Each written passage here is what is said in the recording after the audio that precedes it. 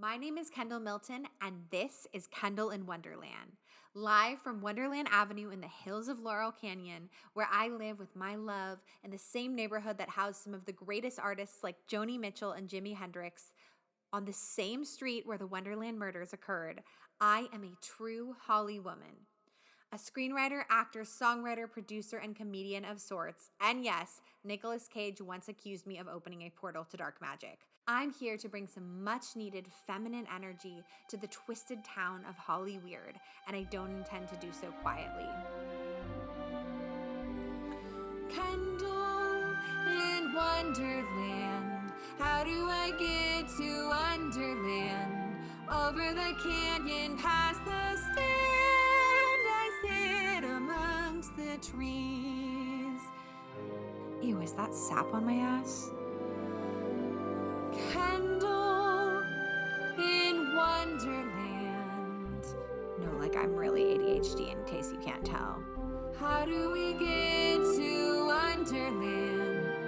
In your heart there is a plan that leads you to your dreams. Okay, hello everybody. Welcome back to Kendall in Wonderland. I am here with, actually, this is my very first interview. So I am here with my good friend, NNAMDI NGWE. Did I pronounce that properly? Beautifully, beautifully.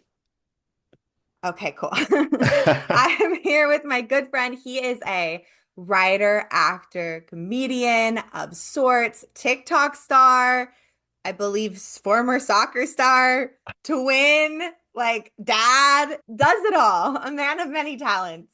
You've written on the Amber Ruffin Show. Yes, great. I had a blast on that. That's fun.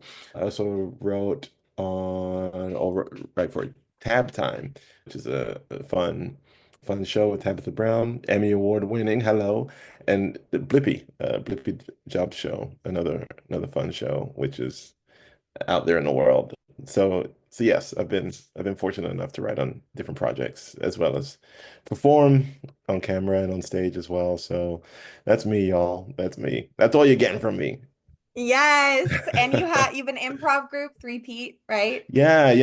My improv group, improv sketch group, we started back in Chicago, which is one of the comedy places to be. We've been lucky enough to perform all over the world, and also we have a Comedy Central show, a movie that was born out of one of our viral sketches as well. Yes, So The Blackening. yeah, the Yes, blackening, yeah, so yeah. fucking funny. Thank you, So thank you, funny. thank you. Just Yeah.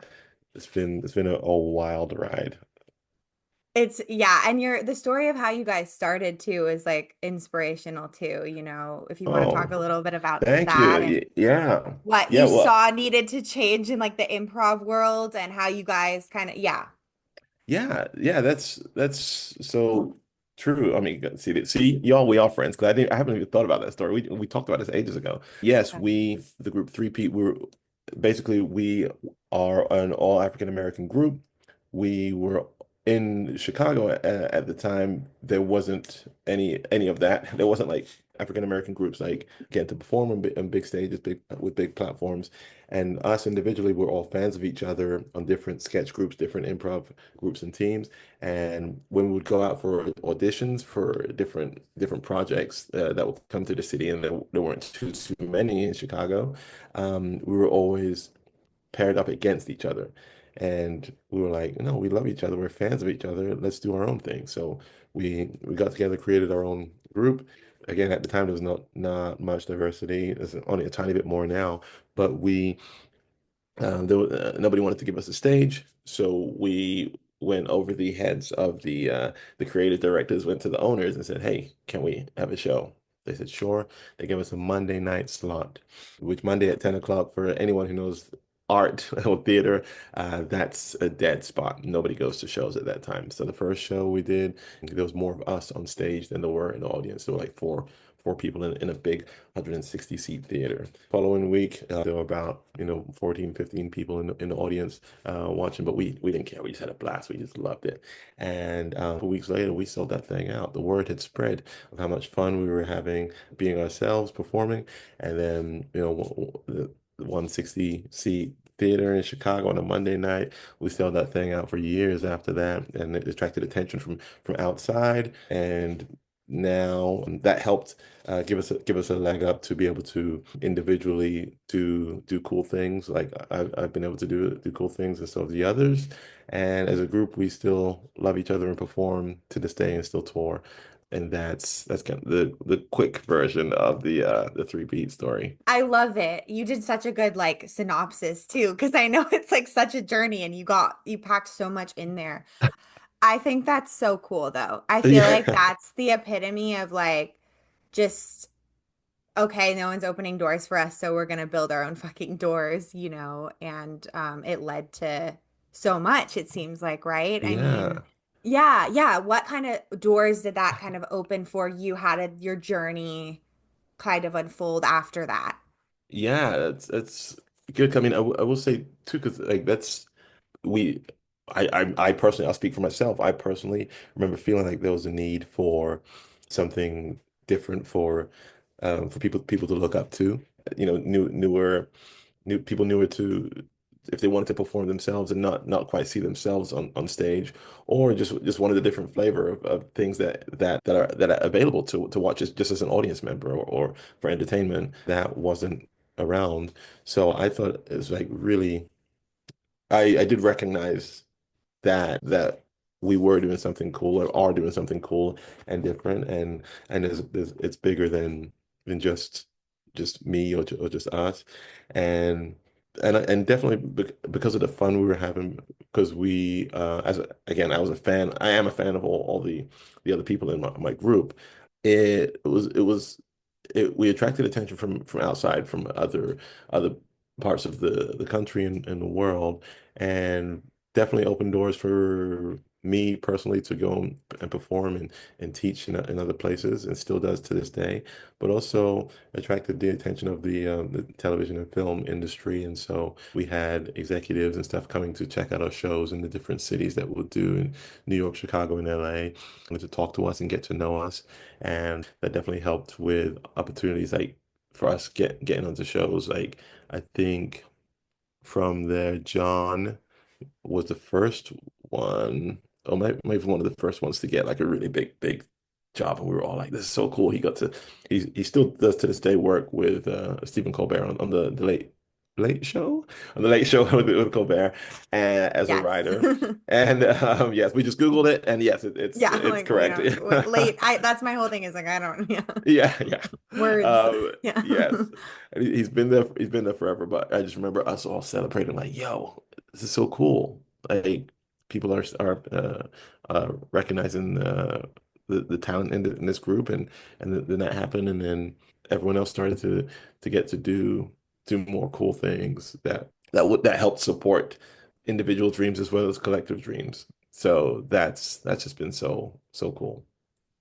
I love that so much. I think it's just so cool in this business, no matter who you are, when if somebody's getting told no a lot, like that shouldn't stop you from going towards your dreams and making shit happen for yourself, which is exactly what you did. And I think that's just so cool. And the sketches are so funny too. Thank They you. really Thank you. are. Thank The you. blackening is that's the title, right? The Yes, comedy. yes, I yes, laughed yes. so like you guys are hilarious. And Thank you.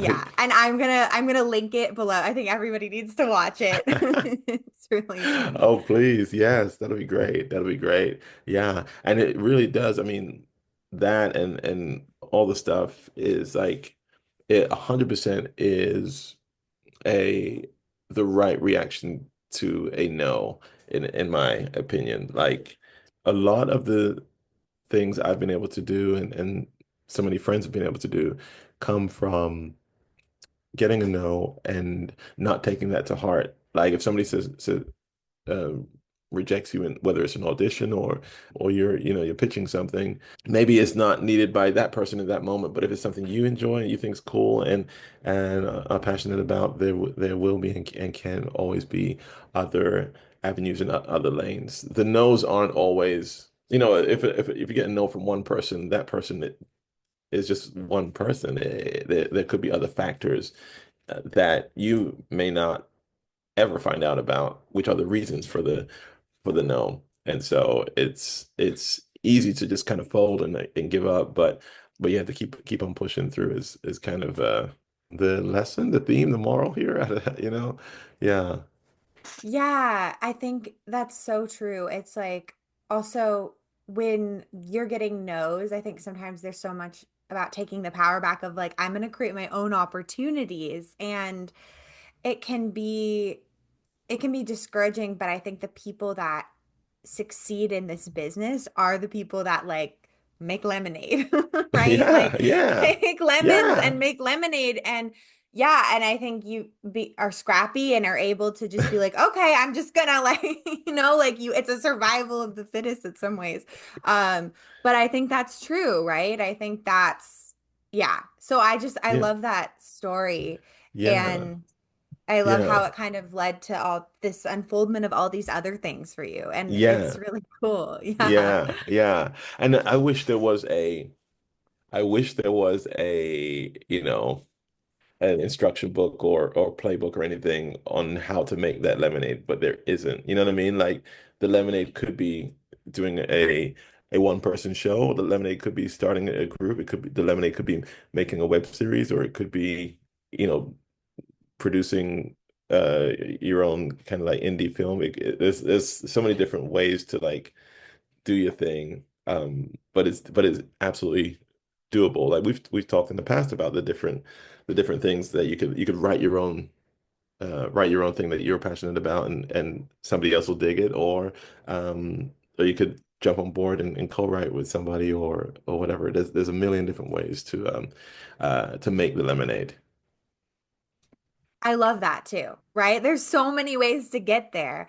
And I think it's also like what you're saying, it's like being when you're thrown into those wild situations as we can be in this business, it's Yes. like, how do we like, I remember one time all the only roles I ever got cast as were like Hot Girl One. I was in like Pauly Shore movie and I was like Hot Girl One and I was like That was the whipped my title. That tits was out. that's the Literally. Or credit. Hot Yeah. Girl 2. I don't even think I was cool enough to be one. I think I was the Yeah. second, And I was like, I like they were like, we'll pay you extra if you whip your tits out. And I was like, Oh I didn't gosh. think anyone would ever see it. And then COVID happened and it was like number 4 in the nation and I was staying with my Oh parents. my Yeah, it was gosh. horrible. I had to like sit my mom and dad down for dinner, this like Indian restaurant, and be like, we need to talk about Yeah. don't watch it. It's like so, but I remember that and I was thrown into that situation and I was like, okay, I could just sort of like go with this, or I could be like, hey, it would be kind of funny if like what about like me breastfeeding the sex doll, or what about me like doing a beer bottle or whatever, just like pitch funny ideas. Or like what if my fake eyelash starts to go this way or whatever, Oh, and then that's they're like, oh, that's hilarious. kind of funny, that's kind of Yeah. funny, and then they're like, oh, that's funny. And they're like, oh, are you a writer? And I'm like, yeah, like I'm actually mainly a writer, I just needed some cash, like. And then suddenly you're pitching jokes and they're like, oh, we want to meet, like. And I got meetings with the director and stuff out of that. And I told that story one time because I think it's kind of it's obviously like different, but in the same vein of like, that's like I could have just been there and I could have been like, fuck this, all these male comics are getting hmm to do the funny shit, I'm just fucking hot girl one, two, Yeah, actually. too. Yeah. But I was like, no, I'm gonna like be myself in this situation and I'm gonna turn lemons into lemonade. Yeah. Lemons. Yeah. Um, but I think about that too with like that's I think one of the reasons when we met twi I don't remember if you Yeah, we met remember the twice. Yes, yes, first. yes, yes. Yes, At this that studio thing. Yeah. you were a comedian in Nom TV like doing. Yes. Yes. And we Yes. met and I was again, needing cash. And I was like, oh, I'll do extra work. And then I was in the audience and I was like, this is really fun. Everybody's really funny. Yeah. And I'd seen you on TikTok and I remember we talked Yeah. and then we ran into each other again on set for something Yes. Yes. that Yes. I Yes. was Yes. writing and you were starring in. Yes. Um, but I think that's one of the reasons that we hit it off too, because we kind of bonded over Yeah. this Yeah. lemonade thing, A hundred right? percent. 100%. Yeah.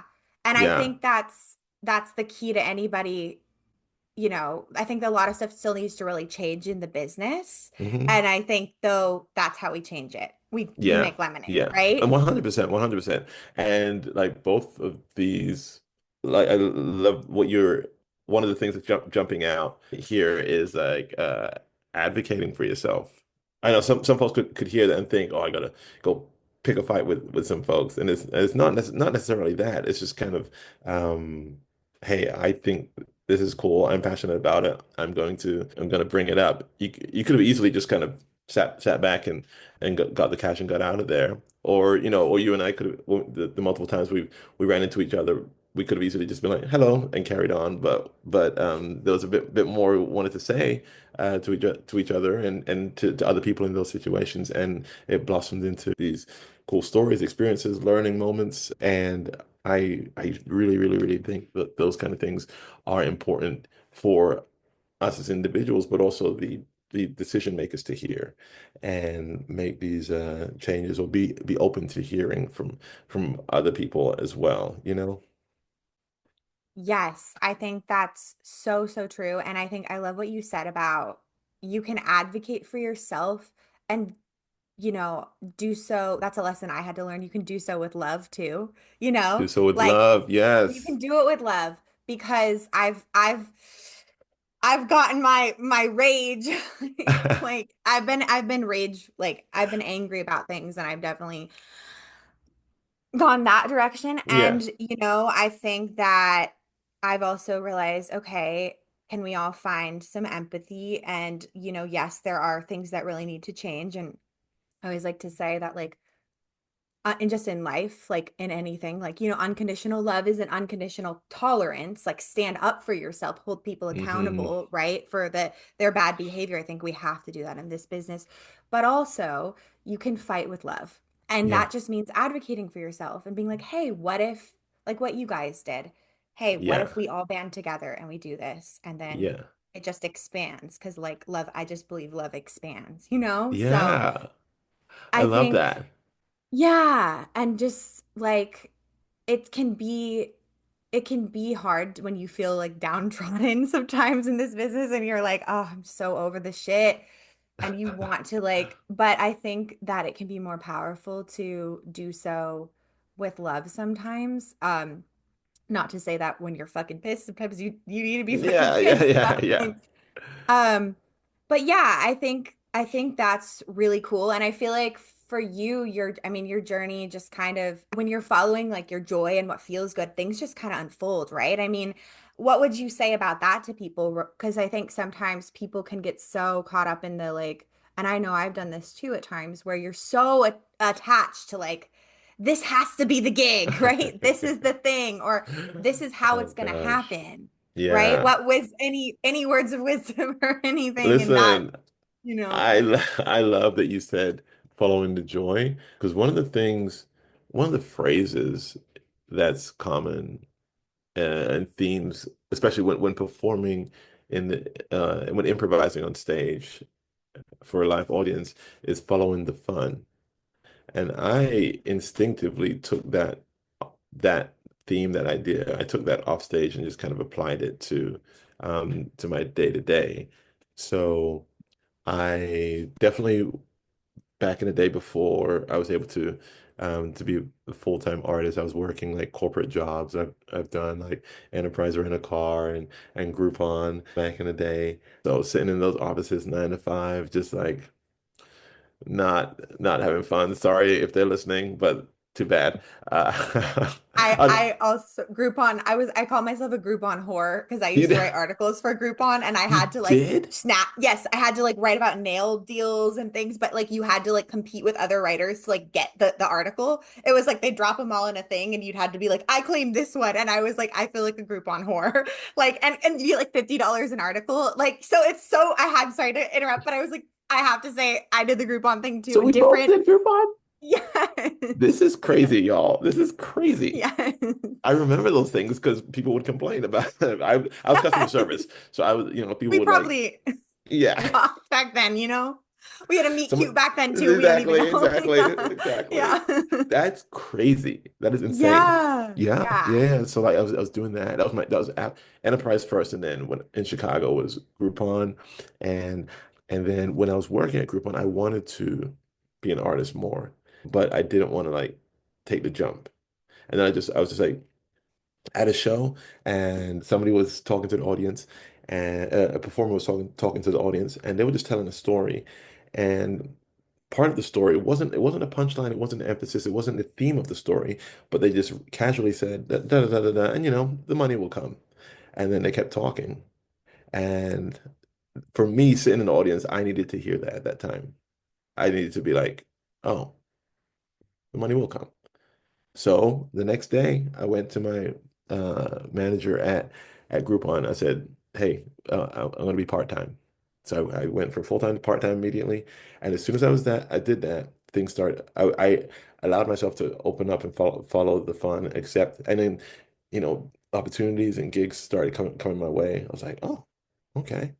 And then I eventually was like set it up to quit the job, and again just didn't have anything solid in stone, but it started to like open up more, and I was more receptive to things and receiving this and that, trying things, doing great gigs, doing shitty gigs, and eventually worked hard and got to a good spot. And I've continued to do that following the fun thing, and it's a great way to go.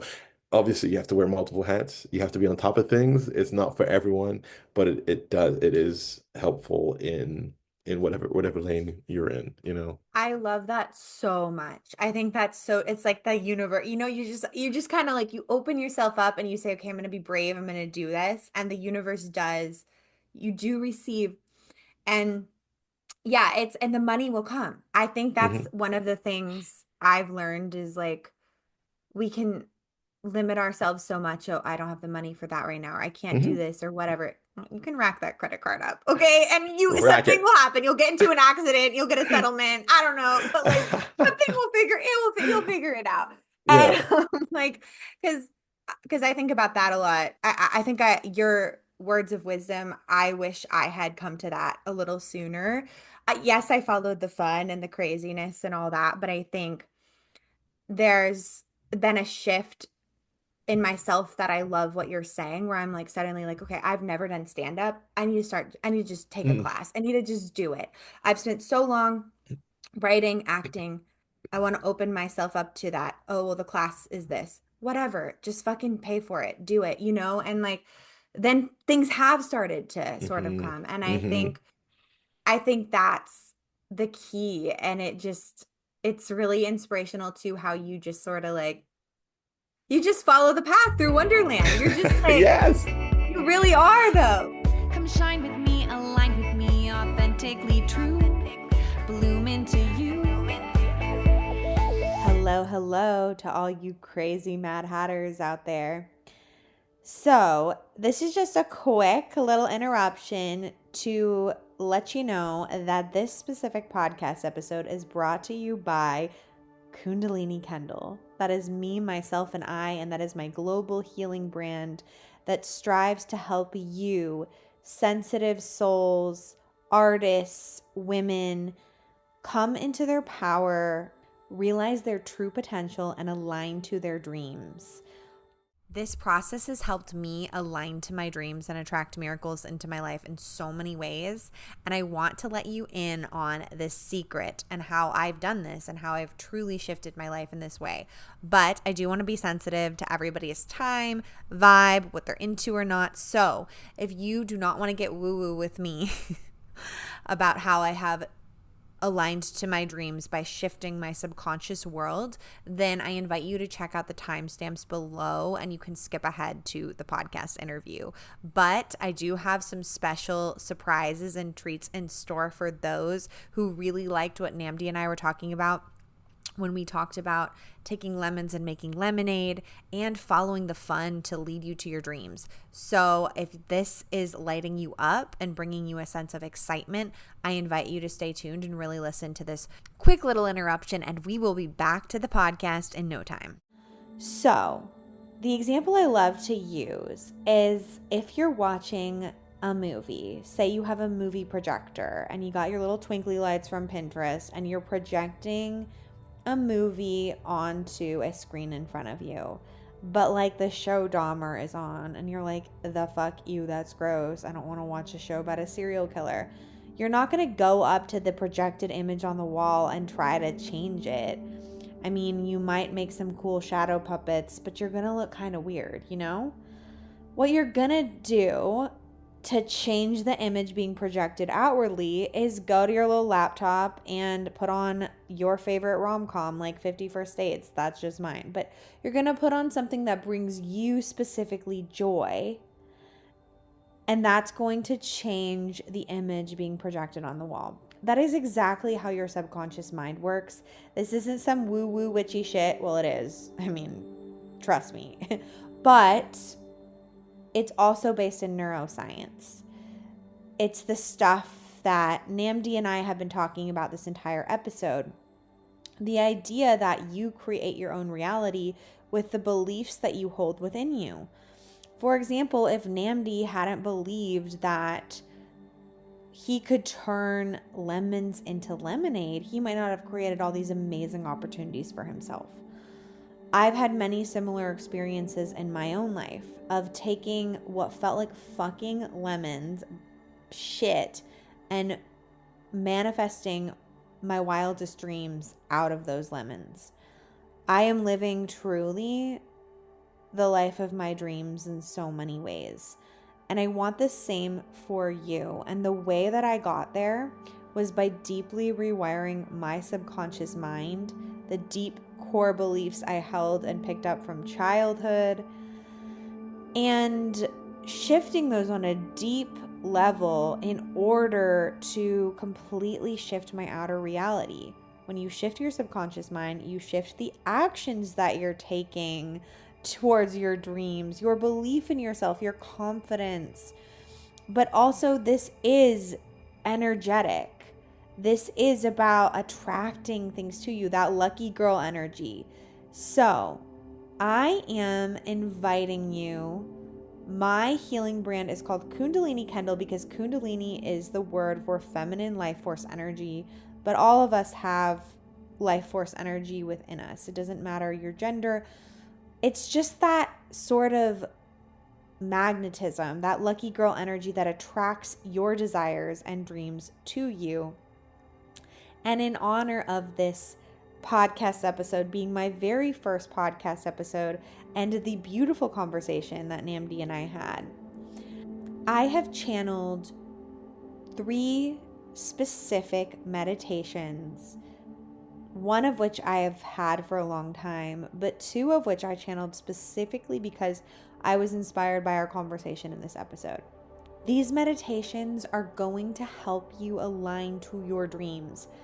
Trust me, I've done them myself already, and I saw magical, almost miraculous shifts in just the types of opportunities I was attracting, especially in some areas I'd been really stuck in for a long time. So the first meditation is called Lemons to Lemonade, and it is about you go into a state of deeper meditation, and I send you reiki-healing. I am a psychic channel and an energy healer, in addition to being a comedian and writer and all of those things. So what I help you do is in that meditation, we take something in your life that's weighing heavy on your heart or an area that you feel really stuck in, and I help you shift it from this lemon energy into lemonade, into helping you see new creative possibilities, or even how maybe what you thought was actually holding you back has been working out for you to create your dreams.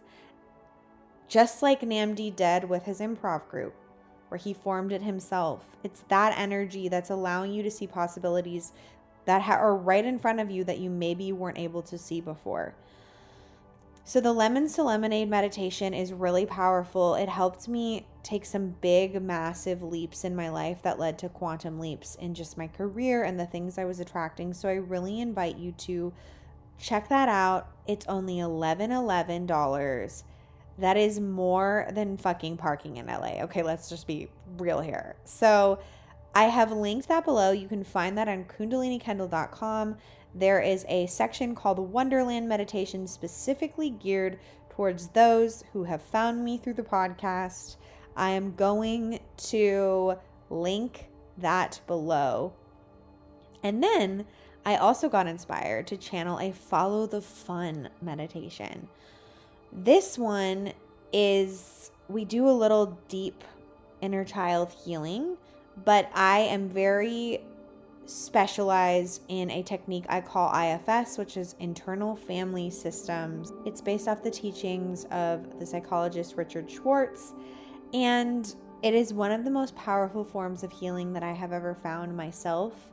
It's this concept that we are broken up into all these little parts that live within us that are different young versions of ourselves that are blocking us in different ways. It's kind of like the movie Inside Out, where she has all the feelings living inside her. Well, we have little parts within us like that, except for they can correlate directly to health issues. I found I had a direct correlation to specific health issues I was dealing with that I went to the doctor, nothing would fix them, and IFS was what healed them. They were younger versions of myself that took on different health issues to try to get the attention of caretakers in my life. And once I spoke to those parts and let them know that they weren't little kids anymore, that they didn't need to take on these health issues, and that they could just relax and have fun and be happy, the health issues went away. So the Follow the Fun meditation I channeled uses IFS, but it basically helps you if you grew up in a household where you were taught in any way that following your fun was not productive or wouldn't lead to your dreams or wouldn't lead to money or wasn't safe even. This meditation is specifically going to be for you. And it is only $11.11. That is more than a mocha frappa laka laka in LA again. I promise these meditations are a glow up for your soul, and you can do them. They're like 10-minute meditations, 10 to 15-minute meditations that will literally change your life. And you can do them daily, and it will literally shift the neural pathways in your brain, and you will start to see shifts in your reality. This isn't magic. This is science, and this shit fucking works. It has changed my life.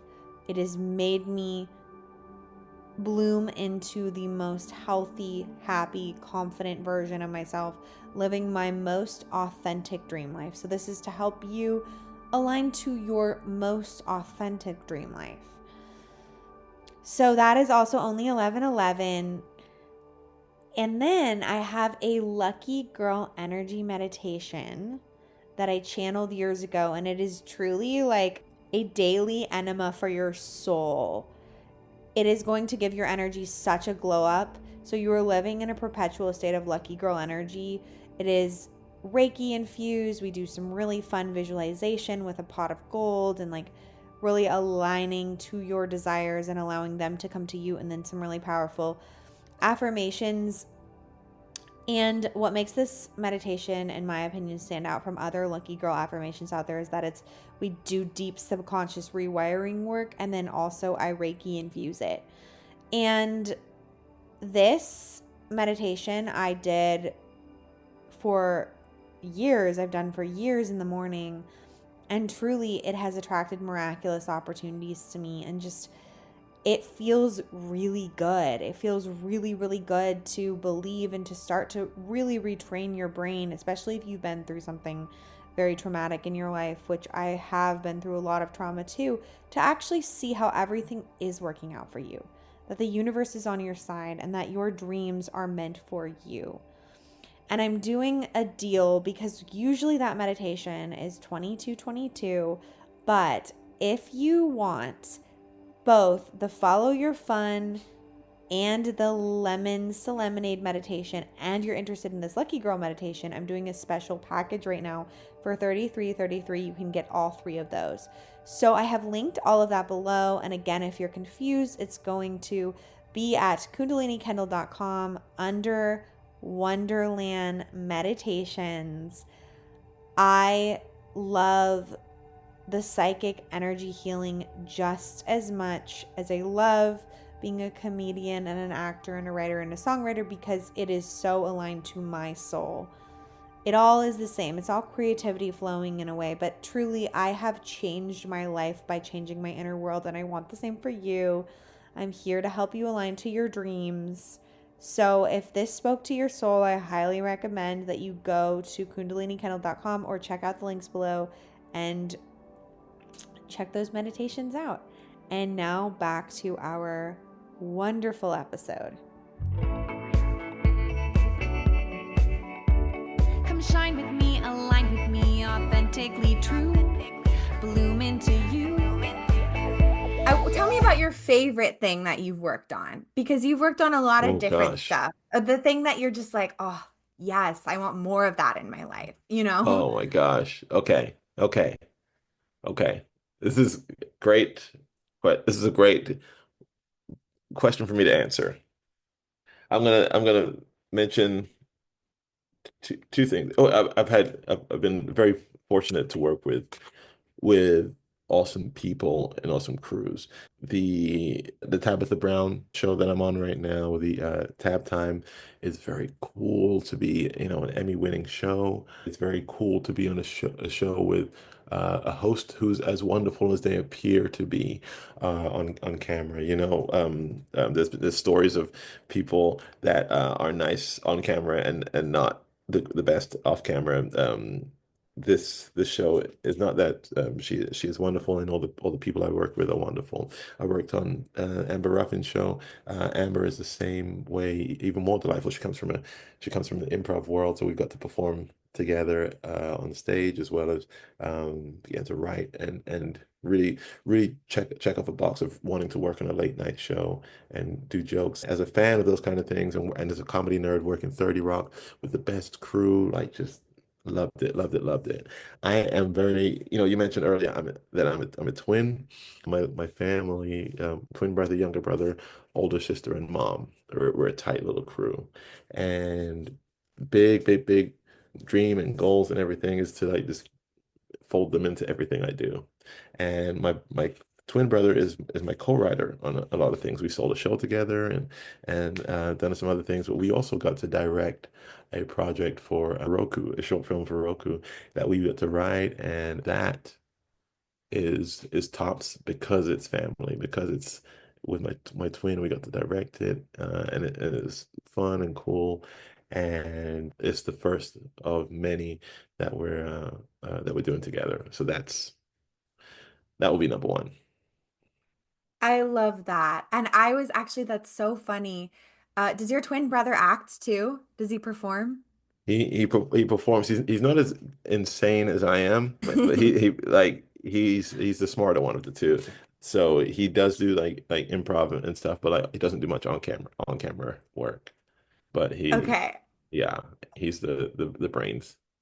Okay, yeah. I was like, while you were talking, I was like, oh, I need to cast two male twins in something. I was just thinking, I was like, I wonder if you two would, it's cool to work with family though, right? Because I The bet it's just best, like a whole other level of knowing someone and the knowing how best. they operate. And so that's really cool that the two of you Yeah, created something together. yeah. And there's nonverbal language. There's things we know about each other that we can communicate with a grunt. You know what I mean? Yeah, just Is that telepathy? Do you guys have twin telepathy? Is that real? oh You yeah. think kind of like, when I saw something with twins have like their own language or something. Yeah, Like, do yeah, you feel definitely like that's real? definitely our own language. Like, you could be sitting next to us and we'll just be making noise, and you'll be like, "What are you guys talking about?" And we'll have a whole conversation of just noise. But yeah, I'd that's love my to that's see. my guy. That's my guy. I love that. And so you both played soccer, right? And then, so how did that transition? How did you transition from that into the comedy world? Was it one of you first? Were you both interested? Do you feel like this has always been something that you guys have had? Like, did you do funny videos as kids, or what sort of like, yeah, how did that come about? We were always, as kids, like soccer was number one, but we were always interested in creative stuff. Like we grew up, our older sister is a classical musician right now, but we all played instruments as kids, and then my twin and I would always like we couldn't afford all the video games and stuff, so we actually used to like draw and write our own video games like on paper. Just we just get random paper and draw it all out. And it wasn't like perfect. We're not like amazing artists or anything like that. It'll be like stick figures, but like in our minds we knew where where we wanted them to go. And that as adults when I started working at Enterprise, he got a job at a bank. We had each other's work emails, and we would start sending like bits back and forth that would just expand into like stories. And so on company time, we were like creating these like stories and stuff like that. And so we've always like, we've done creative stuff around our sports stuff. And with and I always wanted to be like in film and stuff growing up, like action films though. It wasn't necessarily comedy. But with shows like Whose Line Is It Anyway, I remember seeing that stuff as a kid and being like, yo, this is so cool. I found an improv class in Denver. I didn't want to go. I was forced to go.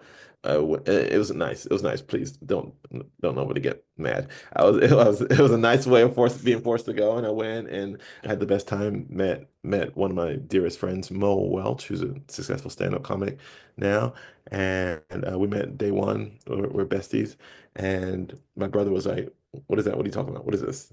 And then he did it some months later. He jumped on the train. But yeah, I was the first one. I told you I'm the crazy one of the two. So I did it first and then he jumped on. I love that. That's like such a good, like, you inspired him by doing it, doing the thing, right? And I Yes, feel like yes. that's just like a ripple of like, he's like, yeah, I like that. You know, sometimes when you're the one in the family, I relate to being the crazy one in the family that they're like, Good, oh good. God, what is she gonna do next? Like I'm a ticking time. They're just like, oh God, what is she gonna talk? I mean, like that me sitting my parents down and telling them my tits are out in a movie is the perfect example of that. Like they're like, oh God, you know. Um, but I think that sometimes when you are that person, you're like, oh man. But then you go and do the thing and then it inspires people. And Yeah. I love how that was sort of a ripple effect for the two of you to transit, like go from being an athlete, which I'm sure in a weird way, being an athlete and going into this world, how does that kind of, do you feel like there's parallels for you guys with that? Oh yeah, yeah. And unexpected too, but like it's definitely the stuff that draws me to writing and acting and stuff is the teamwork of it all. We played team sports growing up. I was fortunate enough to be captain of these teams that I was. And so I like taking on those roles, those like kind of leadership roles, those kind of things within teams. I like working with other people and building up other people because it's the same thing in sports as it is in the arts. You can't do it all by yourself. Whether it doesn't matter what the discipline is, you need other people, whether it's helping open doors, whether it's inspiration, whether it's listening to you try a thing, whether it's giving you notes on a thing, you need other people to make anything and to make anything. Guys, these TV shows that we watch, the credits go on for ages and ages because there's so many people involved in making everything. So that's the biggest thing that jumps out to me that I enjoy about the creative world. I love that. Yeah, you have to, it's not a one man or woman job. You have to have Yeah. the people around you that support you. And I think that's why it is about, because that was also something I was gonna talk. I'm so, by the way, my conversations are like 80, like I get into something you say, then we go this direction. Yeah, I feel like that's a valuable skill just to have in this business. So like I just feel like, and being someone you mentioned working on tab time, and the one of the things that you love Mhm. is that the host is as she appears on screen is just as good of a person in real life, right? That's beautiful. Yeah. And that's like, and there are really good people in this business, as we know, and there are plenty of people who are not who they appear to be. And I don't understand hmm like why is it so hard to just like be like kind to people? I don't know, but it's apparently like a lot of people seem to struggle with that. But what do you think about that in terms of just yeah, being a collaborative person in this business? I mean, even when you said, when you formed your improv group, right? And you guys were going out for the same parts, but you were like, no, I'm a fan of you. I'm a fan of this person, like these other people, and how when you supported each other, it just expanded into all this like success and abundance for everybody.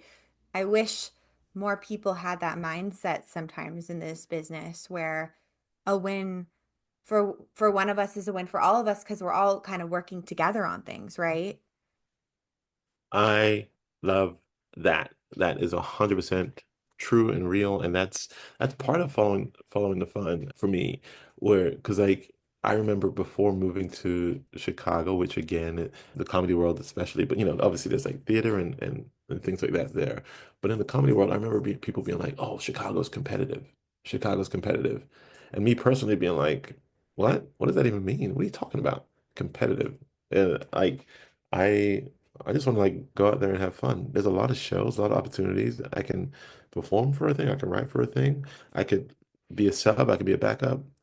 Whatever. I'm just here to have a good time, and treating other people like competition is just feels like for me personally feels like a way to just kind of stress yourself out. This fact is the decision. I can only do so much when it comes to auditioning or put myself up for a role or position.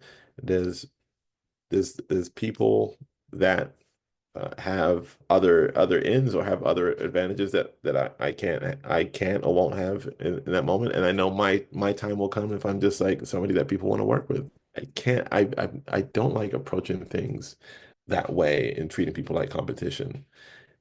So yeah, that's I love that you mentioned that because that's I feel like that's super important, you know. I love that too, what you said.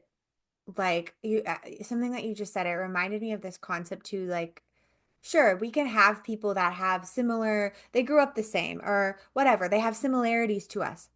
But there's always, even with you having a twin, there's Yeah. only one you. Yes. There's Yes. only one authentic NNAMDI, And Yes. I think Yes. that's something I'm taking this Buddhist comedy class right now. It's based on Taoism. It's the Tao Comedy Club, but it's about Bobby Oliver started it, and it's about combining Buddhism and Taoism with comedy. And I hadn't done stand up before. I mean, I've done acting and I performed in that way, but Yeah. I love her approach because it's kind of about following the fun, and it's exactly what you're saying. But she talks a lot about that where it's like I'm here to help you just be the most authentic version of you. And the advantage that every human being on this planet has is literally there is only one of you. And Yeah. that's beautiful.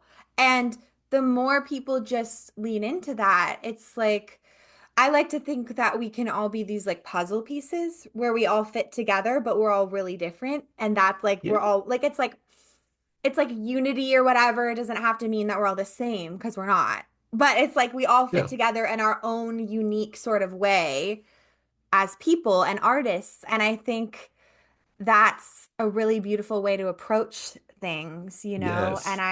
I remember when we talked because we were when we were on set the second time, it was so funny. It was like there are so many dynamics happening on that set. Yes, a lot, a lot. A lot of dynamics. Yeah. I'll just yeah. But I remember just feeling drawn to you because I just was like, he just seems like a really good guy, like a really genuine good guy. And I feel like one of my goals too, just with the people I want to talk to on my podcast and stuff, is the people I feel like are really just leading with like doing this from a heart-centered place, you know? And I Yeah. think that Thank you. just, yeah, and I felt that immediately from you. There's Yeah. just a real, yeah. And I think Yeah. that if more people approach things that way or had that mindset, like what you said when you first got into Chicago and everyone was like, it's so competitive, it's this or that.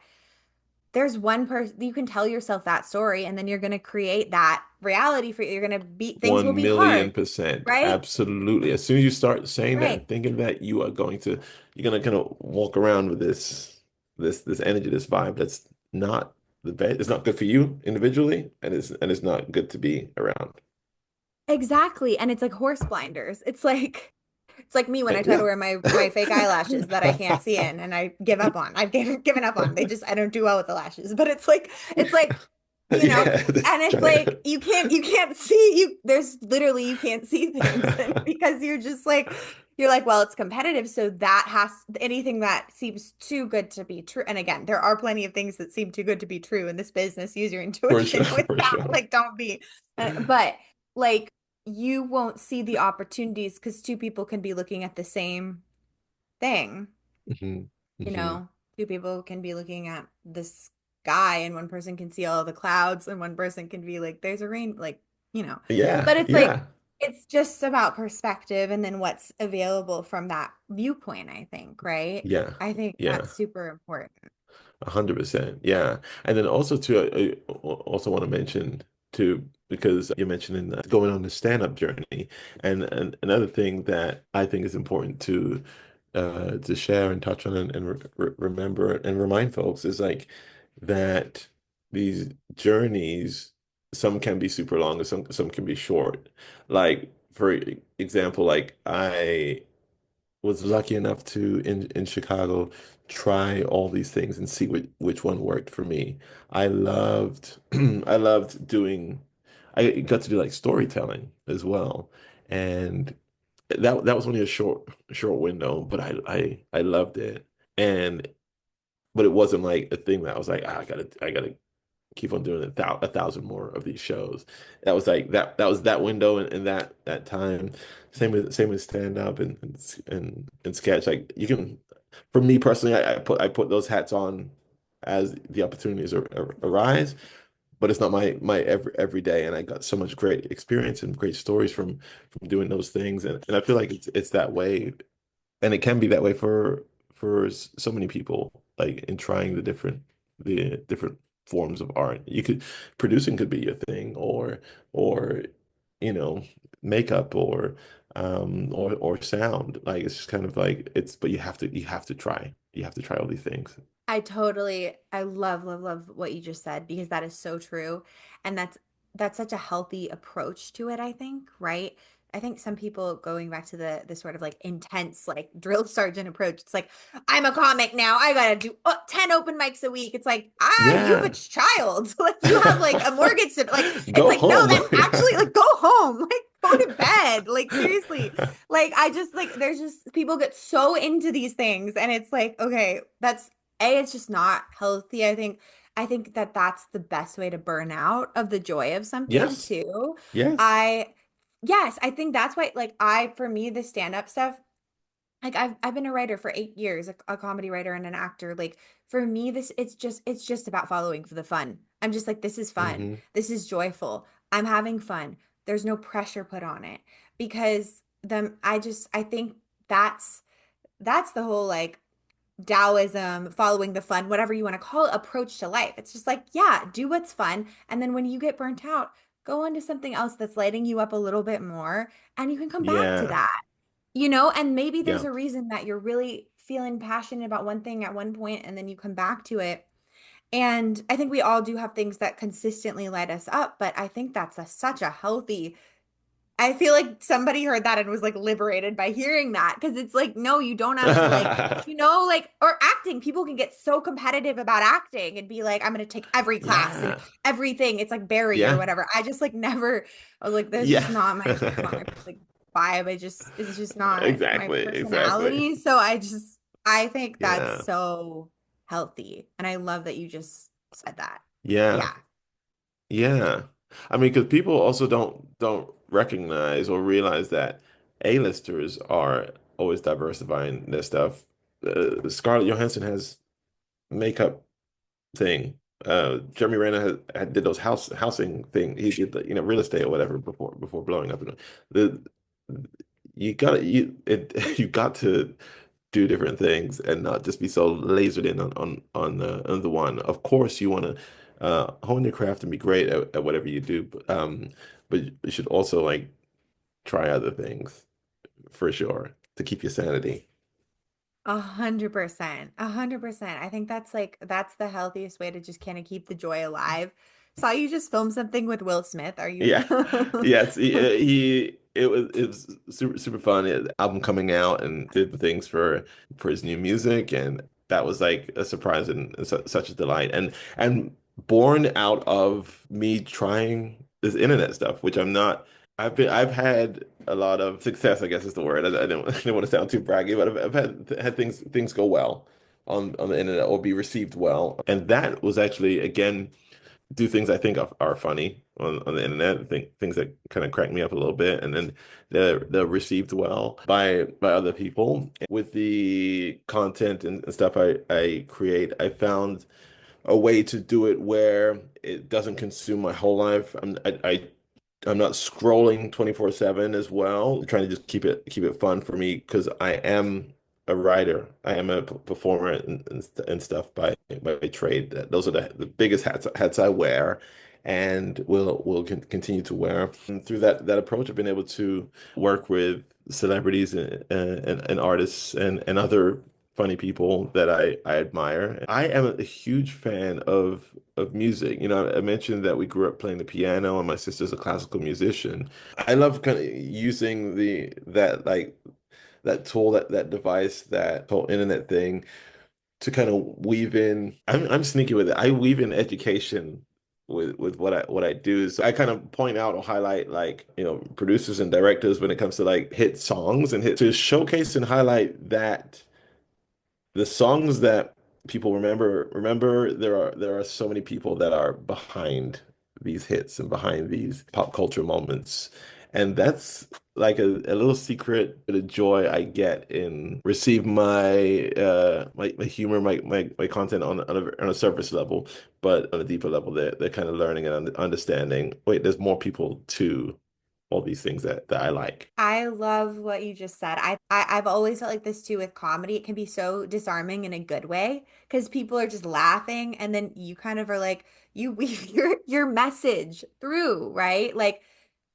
sure, something can be lensed through like a dick joke, but it can actually be Yeah. like making a massive point about society or something that needs to change or whatever, or bringing awareness to something. Even if people don't even consciously realize it, it is shifting something within them. And that's like spreading the love. And I love that. Yeah, Yeah. yeah, exactly. Yeah. And it's been cool to get messages from some of the people that were part of these hit songs or pop culture moments saying, just reaching out saying, thank you.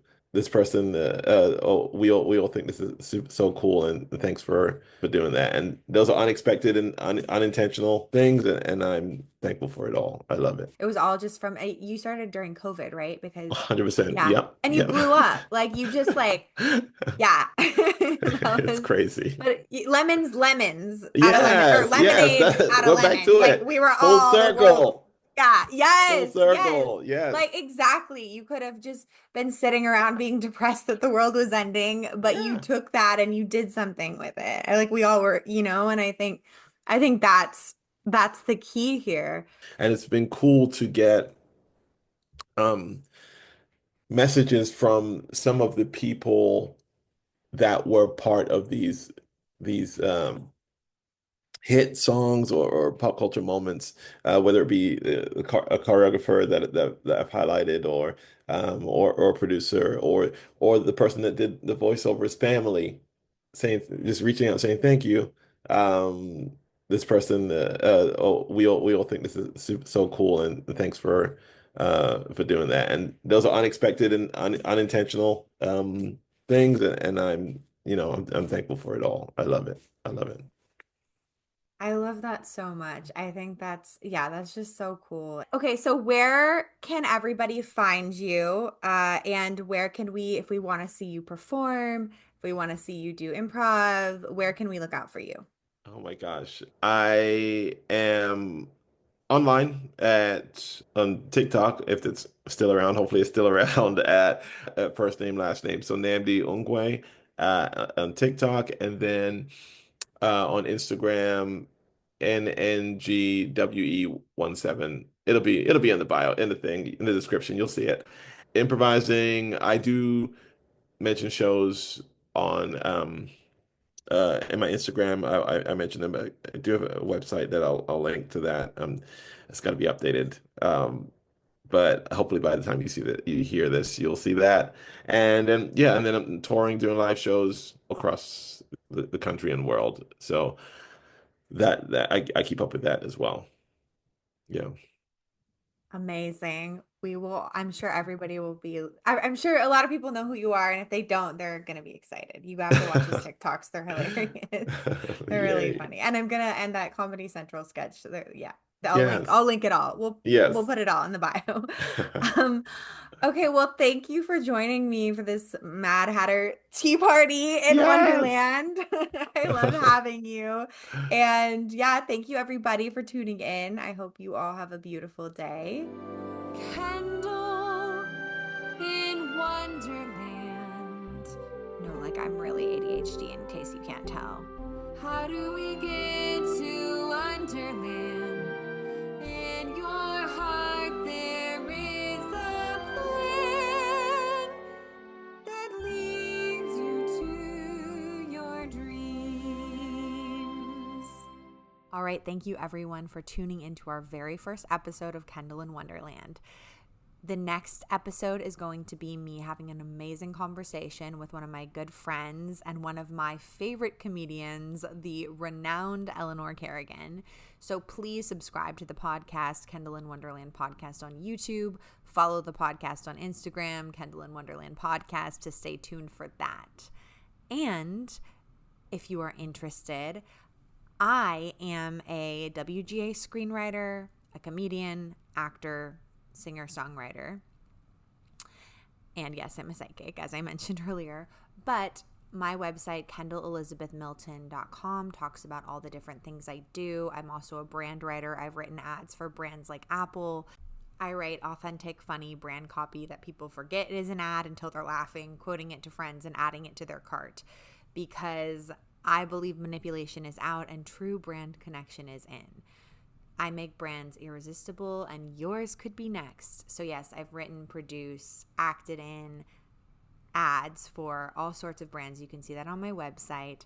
I am also a WGA screenwriter, as I mentioned, and I have several original projects. If you are interested in reading any of them, my information is on my website. You can also email the podcast at KendallinWonderlandPodcast@gmail.com. I am looking for brand collaborators to be sponsors that are brands that I authentically would love, use, and believe in, like an avocado mattress type thing. Or I have a friend's brand called the Laurel Canyon Tennis Club. It is truly one of my favorite outfits I own. I'm kind of like Peter Griffin, where I wear the same outfit every single day. So if you want to see that outfit, it's a cute little tennis dress, but it's 70s style, like Laurel Canyon in the 70s. It's so effing cute. I get compliments on it everywhere I go. You can check out my outfit, my fit. I've linked my Instagram post wearing the fit in Fiji below. And you can use my code Wonderland to get 20% off anything on their website, Laurel Canyon Tennis Club. And everything is ethically made. It's really, really high quality. It's great pickleball fit, but also just a cute little outfit to be jaunting around in a warm climate in the summer. So I highly recommend them. I'm looking for more brand collaborators like them, products I authentically believe in, and again, I write ads, so hit me up if you want a really fucking dope ad for your brand that will actually make people genuinely laugh and want to buy it. And if you are looking for a writer for your writer's room, let me just say, my voice, I would like to say, is equal parts rom-com, revolution, and real life. I like to also describe my voice as deranged Disney princess meets a liberated woman, because who needs fairy tales when reality is stranger than fiction, like me meeting Nicolas Cage on Craigslist and him accusing me of opening a portal to dark magic. I tend to write stories that are either based on real life or literally about real life because, again, truth is stranger than fiction, but also I have a lot of different characters that I create in my mind. And like I mentioned, I am a WGA screenwriter, and I'm kind of like if Drew Barrymore and Larry David had a secret love child. But sadly, I am not a Nepo baby, or I would be famous by now. But I have also linked a video below to tell you more about my voice as a writer. If you are interested in hiring me in your writer's room, I'm looking for those kinds of gigs, or hiring me to do WGA skill rewrites, projects, anything like that. Again, you can DM the podcast. You can find my email on my website, or you can email KendallinWonderlandPodcast@gmail.com if you're interested in working with me. I also have a comedy feature that's going to be starring and directed by Leslie Jones. It is a pickleball comedy. It is the Bridesmaids meets Dodgeball, except for it's pickleball. And we are currently looking for funding. We are looking for brands that want to put money into this movie, and we will write funny jokes in about your brand into the movie if it is aligned, or just product placement, pickleball brands, anyone that's interested in putting funding or money into a film.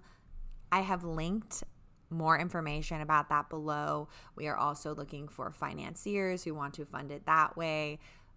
I just believe that we deserve the female pickleball movie to be made. We've had this in development for a long ass time before any other pickleball movie was talked about, and it's really fucking funny, and it's an amazing team of women, and we are looking for funding. So hit a bitch up if you want to fund our movie. I am also an actor. I've linked to my acting reel below.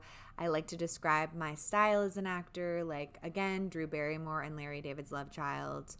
But I feel like I also have depth because I feel like I have met myself really deeply. So I've linked my acting reel below too. Look, I don't give a fuck. This is my platform. I feel like the best roles that I've got cast in were literally from a friend seeing me in something, hearing me, and then inviting me to be in something, more than me just doing soul-sucking auditions all day, which I do. But if you want a young Drew Barrymore vibe on camera, I'm really good comedically. I've linked my acting reel below. Looking for more just fun gigs. I like to play dynamic female roles, and I would love to play, more than just hot girl too. I'd love to play like a more dynamic female roles in that. That's why I write roles for myself. But definitely looking for that. I'm also a stand-up comedian. I like to say I tell the truth, but I make it funny.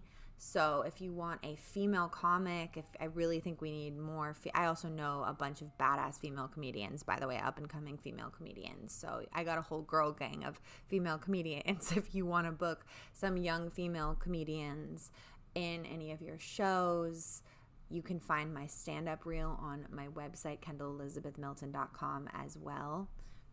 And then last but certainly not least, I am a singer-songwriter. So I don't know if you've heard guitars playing in the back, but my boyfriend is a composer. I think he's scoring some sort of movie right now. He just worked on Happy Gilmore too. And we write music together. We are writing a Broadway musical together based off my life called Butterflies. We have released our opening number, My Big Breakdown, about me meeting Nicolas Cage on Craigslist and writing a script with him, only for it to end with him accusing me of opening a portal to dark magic. But you can hear the full unfiltered story in the song. I've linked it below. And yes, that is a Broadway and movie musical. I am also open to doing a one-woman show version of it. If anyone knows Rachel Bloom or Dolly Parton, a bitch is trying to get it to them. And I also have an original TV pilot about the full crazy experience of meeting Nicolas Cage and just my life. The script I was writing with Nicolas Cage was also about past lives. So this is about past lives and how they connect to our present lifetime. It's this sort of I don't know, you can think of it a little bit like The Good Place or Outlander, but based off, I'm really into past life regression, so real past life memories of mine, and also based off this lifetime and all the crazy shit that's happened and why certain things played out the way they did in this life, because it was connected to other lifetimes. And I like to write esoteric stuff grounded in reality, so I like to say I make the supernatural supernatural.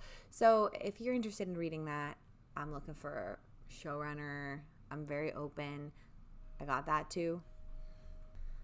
And I'm gonna end this with I'm gonna play my big breakdown for you.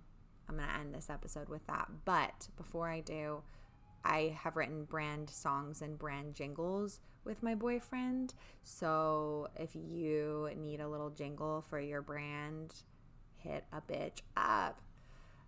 Okay, I know this is me just fully selling myself, but I also feel like this is just my authentic way of just when I've looked back and seen when have I really attracted the most like aligned people, work, collaborations. It was me like putting my voice out into the world and just being like, you want a bite? You want a bite of this? Because it's fucking valuable, and I do just feel like I'm really into that feminine energy. I really am, and I do believe that sometimes when you just are like, look, this is who I authentically am, the right people hear it at the right time and they're looking for something. So that's my approach with all of this, shamelessly promoting myself. But yeah, hit me up, KendallElizabethMilton.com, KendallinWonderlandPodcast@gmail.com if you are interested. And I really also invite you to follow NNAMDI on anything because he's amazing, so talented. Yeah, cast him in something. I worked with him on a set. He was hilarious. He's a great, great guy. I've linked all of his information below too. And I've decided to leave you all with my Broadway musical number. So I'm going to play the first couple minutes of it. It is a 9-minute song. If you want to hear the rest, you can stream the rest of it on Spotify. And I hope that you have a beautiful, beautiful day, and that this podcast in some way has inspired you to believe in the impossible, to make lemons out of lemonade, and to align to your own unique dreams and path to your own version of Wonderland. So much love and light. Fired for not smiling. How fucking sexist. You want to see stoked? Bite me, sugarfish.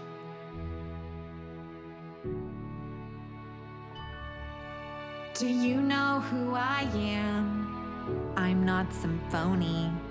Nearly sold my show as an intern to Sony. Landed the pitch by befriending the chairman. Wore a German dirndl like a slutty birthday gram. I'm not kidding. My TV show concept was a satire about American girls studying abroad. I also thought writers dressed up for pitches. It turns out they don't. But it was pretty much just myself and my friend walking through the pristine halls of Sony while everyone peered at us from over their cubicles. Like, they definitely thought the talent got lost that day. But the chairman, he loved our pitch. Midway through, he said, I fucking love it. Thought it was my big break, but nothing came of it. But this time it's happening. I'm about to be a star. Life might look dismal, but I'm gonna go so far.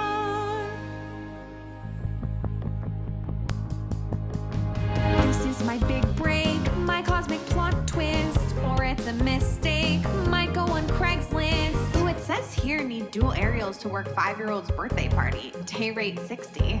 I attach my glamour headshot and my friend's glamour headshot, our joint glamour headshots. We took photos with a celebrity photographer and made calendars to pass out to people on the Sony lot.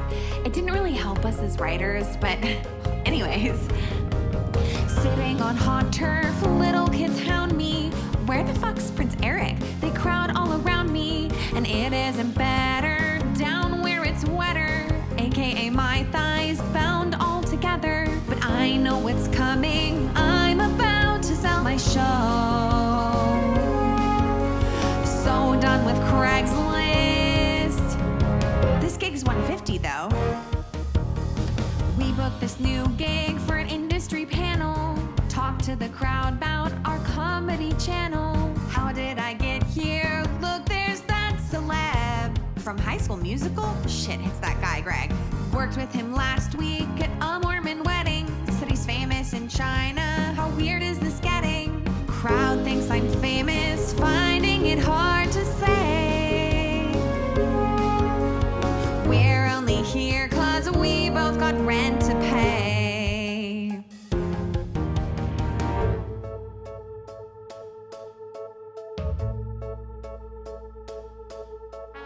Meet some producer who wants to get drinks.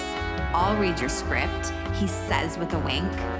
Wait at a restaurant, producer is late. Said he's bringing a friend. Oh God, it's a blind date. So done with showbiz, I'm so full of rage. Then who walks in but Nick fucking Cage? Damn it, where are my red glasses? Hi, I'm Nick. Okay, that was the first 3.5 or so minutes of my big breakdown, which you can stream the rest of on Spotify or anywhere really. I have linked the song below. Also, send that shit to Rachel Bloom if you know her, or Dolly Parton. I'm fucking serious. I feel in my soul that I'm meant to collaborate with them on this in some capacity. But thank you so much for listening. And please subscribe to the podcast, Kendall in Wonderland Podcast, on YouTube. Follow on Instagram, Kendall in Wonderland Podcast, so you don't miss another episode. It's a one-woman show over here, so these episodes are going to be coming out the first Thursday of every month at 9 a.m. PST, so stay tuned for that. When my podcast expands and I get a bigger team to support me, then they will probably be bi-monthly, but for now, it's just going to be monthly. Stay tuned for my next podcast episode. Like I mentioned, I'm having Eleanor Kerrigan on. She's one of my favorite comics. She opens for Andrew Dice Clay, but she is honestly one of the funniest people I know. She's helping me produce my pickleball movie with Leslie Jones. We're producing and starring in it together. And she's hilarious. We just have a real ass conversation about Hollywood, about what it's like to be a woman in comedy, about her upbringing. She has a crazy, crazy story. She was the assistant to Pauly Shore, who ran the Comedy Store, the world famous Comedy Store, and just has so many stories about what it was like back then. And yeah, so that's a great conversation. That will be my next episode. Other upcoming guests, just so you can get excited, include my friend Nikki Suhu, who starred in The Lovely Bones and played Wei Wei in Stick It. She also was the lead in a TV pilot I wrote and produced and directed several years back in 2018. She's wonderful. We also talk about just like crazy experiences she's had in the industry and also how to bring that feminine energy to the industry to attract more abundance and peace into your life at the same time. I also have an episode with Gabrielle Ruiz, who, speaking of Rachel Bloom, she was the star of Crazy Ex-Girlfriend. I met her at the Craigslist event that led me to meeting Nicolas Cage. When you listen to the rest of the song, you will hear the rest of the story. But when I say, oh, there's that celeb from High School Musical, well, there was also that celeb from Crazy Ex-Girlfriend. It was Gabrielle, and we became friends there. She plays Valencia in Crazy Ex-Girlfriend, opposite of Rachel Bloom's character. And there's a line that I want to add into my song when I end up recording the song with other vocals. Right now, it's just my one-woman show version of my big breakdown. But eventually, I'm hitting Nick Cage up so he can sing that song with me. So essentially, I want to add a line for Gabrielle into the song when I release the new version that's like, oh my God, it's Valencia. Wait, what the hell, from Crazy Ex-Girlfriend? And then she goes, hi, I'm Gabrielle. Because it's like it was always meant to be a musical, I fucking swear, because when I went to that event, that Craigslist event, I ended up running into her And I had just been binge watching Crazy Ex-Girlfriend. It was like my favorite show at that time. And then Monique from High School Musical was there. So it was like always meant to be told in musical form, I swear. So she actually came on with her producing partner, Allison. They have this really cool female singing group in the Broadway world. And so I did a really cool interview with them. That'll be coming out too in several months, weeks. Right now, again, I can commit to the first Thursday of every month, but please subscribe because, you know, the team may grow. And I also am going to be telling wild and comedic stories from my own life, including the full unfiltered story of meeting Nicolas Cage on Craigslist. That will be several episodes down the line because I want to work my way up to that. So there's going to be a lot of fun in Kendall in Wonderland coming up. So just stay tuned. Yeah, follow, subscribe, comment on this episode if you loved it, what your takeaways were. I hope you have a magical day.